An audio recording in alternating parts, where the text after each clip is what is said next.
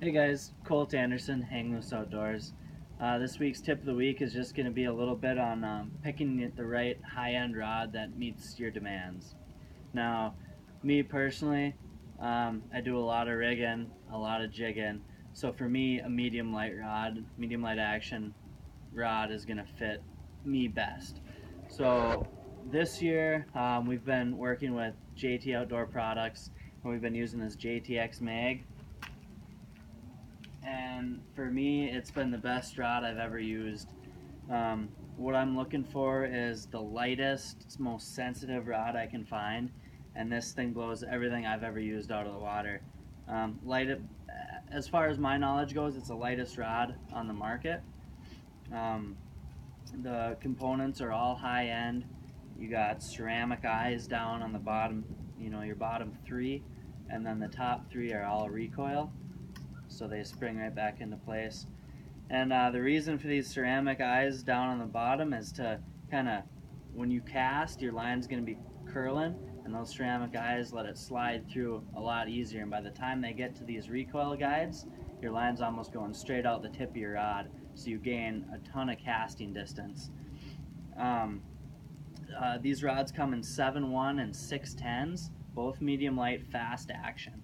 Now, I know the trend for a lot of years was extra fast action. People wanted that extra fast action, but with just a fast action, those fish can latch onto your bait, especially if you're rigging a crawler or a leech. They can latch onto that bait and actually, start loading that rod up before that fish even feels you.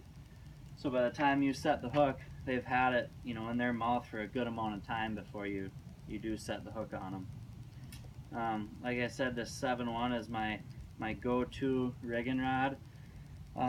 Occasionally I'll set it up with a bobber as well, but just a dream to fish with all day. Your hand doesn't get tired as long as you pair it with a nice reel. Don't skimp on your reel. Make sure you get something that you're gonna like, and it's gonna complement the weight of this rod. Now, here's another one. Here's a 610, and I actually got this rigged up with braid. I use a Fireline or a Power Pro 8 to 12 pound test, whichever. If I'm going jigging a little heavier wrap, maybe a number 9 jig wrap, I'll go to 10-pound test or so. Right now I got on 8.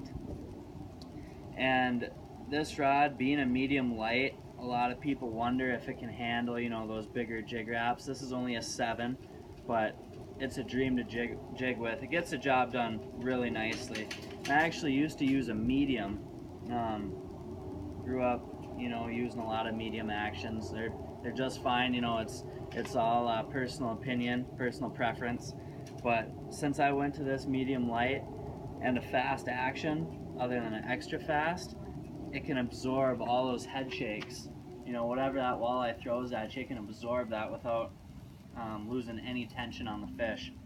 So that's what I've been going to this year, and it's been working a lot better. And I'll still pair it with a 2 to 3 foot fluorocarbon leader just for a little bit of give, and so that line disappears in the water. But these rods have definitely improved, my technique when it comes to jigging. They're a dream to rig with. Basically, one rod that covers anything I need to do with it, and they're absolutely great. They're at a price that's very affordable for a high-end rod. I mean, obviously, there's still a good chunk of money, but compared to all the other high-end rods out there that will come close to matching it, it's a lot cheaper.